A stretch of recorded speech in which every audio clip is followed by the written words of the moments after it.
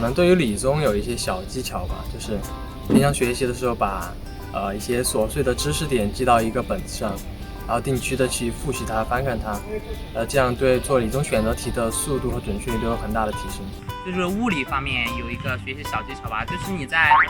做题的时候，就尽量先把公式列出来，不要去得出结果。公式列出来了之后，然后再去整理这么一个式子，然后带入数据去算出来，这样的话非常的清晰，你能够知道你自己在做什么。如果说有些同学英语成绩比较差，那背单词其实是一条捷径。就你每天早上，尤其是早上或者晚上睡觉的时候，我觉得是自己记忆能力突飞猛进的时候。把它背得滚瓜烂熟，这样的话，最起码你在做题目的时候，包括阅读理解呀、完形填空呀，你能够看得懂文章，对吧？这样做对的概率可能就会大一些。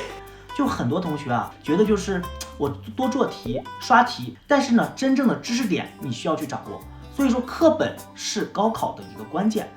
重点是基础知识一定要掌握，千万不要在这块失分。那个时候做了这样的一个计划，然后大家可以看到这个计划上面有写什么，类似于像不完成不许睡觉，还有经常有批评自己的什么人家都得分的科你不得，你想咋的？这个计划呢，其实在列完了之后有坚持过很长的一段时间，然后也确实是在模考中看到了一些效果。一定要反思。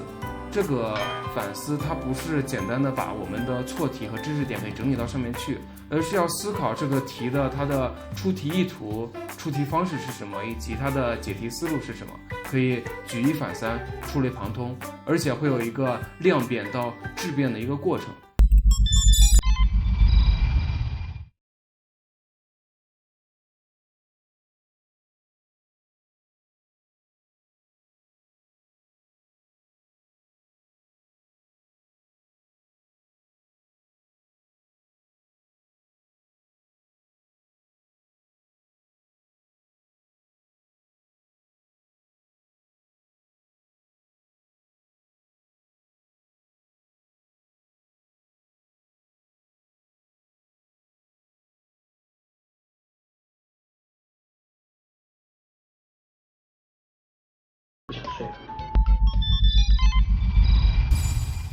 如果感到紧张，